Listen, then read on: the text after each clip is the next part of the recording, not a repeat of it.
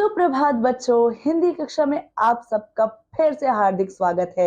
उम्मीद करती हूँ आप सभी लोग स्वस्थ होंगे, खुश होंगे और कक्षा के लिए बहुत ज्यादा उत्साहित होंगे बच्चों। तो चलिए आइए आज की कक्षा शुरू करते हैं। आज हमारा पाठ है पाठ 9 जिसका नाम है सब्र से सीखो। और बच्चों यह क्या है, एक कविता है जिसका परिचय है।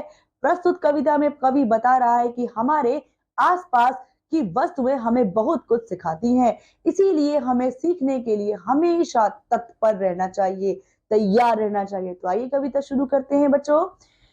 फूलों से नित हंसना सीखो, भौरों से नित गाना, तरु की झुकी डालियों से नित सीखो शीश झुकाना। सीख हवा के झोंकों से लो कोमल भाव बहाना, दूध और पानी से सीखो मिलना और मिलाना। सूरज की किरणों से सीखो जगना और जगाना, लता और पेड़ों से सीखो सबको गले लगाना। दीपक से सीखो जितना हो सके अंधेरा हरना, पृथ्वी से सीखो जीवों की सच्ची सेवा करना। जलधारा से सीखो आगे जीवन पथ पर बढ़ना, और धुएं से सीखो हरदम ऊंचाई पर चढ़ना। मछली से सीखो स्वदेश के लिए तड़प कर मरना, पतझड़ के पत्तों से सीखो दुख में धीरज धरना।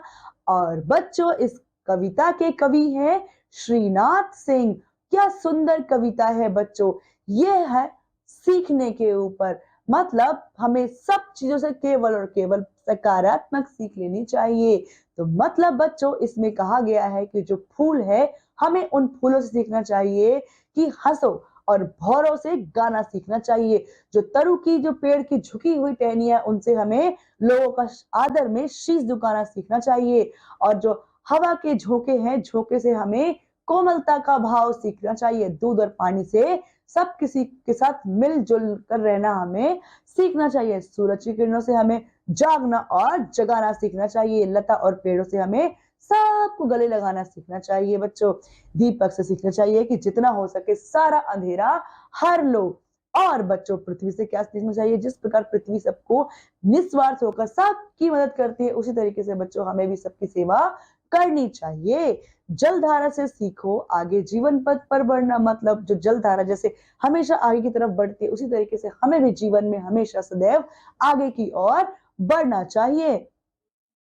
और धुएं से सीखो हर दम ऊंचाई पर चढ़ना। जो धुआं है बच्चों उससे हमें क्या सीखना चाहिए, धुआं हमेशा ऊंचाई की ओर जाता है, ऊंचाई पर रहता है, और इसीलिए हमें धुएं से सीखना चाहिए कि हमें हमेशा ऊंचाई की तरफ ही बढ़ना चाहिए।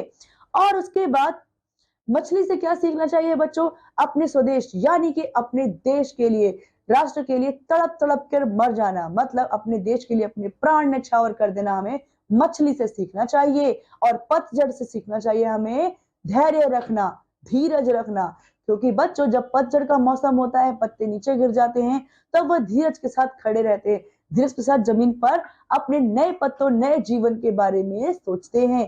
तो हमें धीरज सिखाते हैं। और बच्चों किस तरीके से आप देख सकते हो, ये क्या है, ये फूल है जो हमें हंसना मुस्कुराना सिखाते हैं। और यहाँ पर जो भंवरे हैं वो गाने गुनगुनाना सिखाते हैं। पेड़ों की डालियां झुकी हैं क्योंकि वे आदर सिखाती है। और हवा हमें सकारात्मकता सिखाती है। इसके बाद दीप हमें हमेशा अंधेरा हरना सिखाता है। और धुआं ऊपर उठना सिखाता है। पर पतझड़ के पत्ते हमें धैर्य सिखाते हैं। ये सब हमें हमारी प्रकृति स्वतः ही सिखाती है बच्चों। तो रोचक तथ्य क्या है, दुनिया के सबसे बड़े फूल का नाम रेफलेसिया अर्नोल्डी है। रेफलेसिया अर्नोल्डी है बच्चों दुनिया के सबसे बड़े फूल का नाम। तो हमने क्या सीखा इस कविता से बच्चों, हमें हमेशा अच्छी आदतों को ही सीखना चाहिए। हमें प्रकृति की हर वस्तु को सीखने के दृष्टिकोण से ही देखना चाहिए। और उसका क्या करना चाहिए बच्चों, आदर करना चाहिए, अपने जीवन में उसको उतारना चाहिए। तो बच्चों इस कविता में, इस कक्षा में इतना ही। अब मैं आपसे अगली कक्षा में मिलती हूँ। तब तक के लिए बच्चों खुश रहिए, आपका ध्यान रखिए, पढ़ते रहिए। धन्यवाद।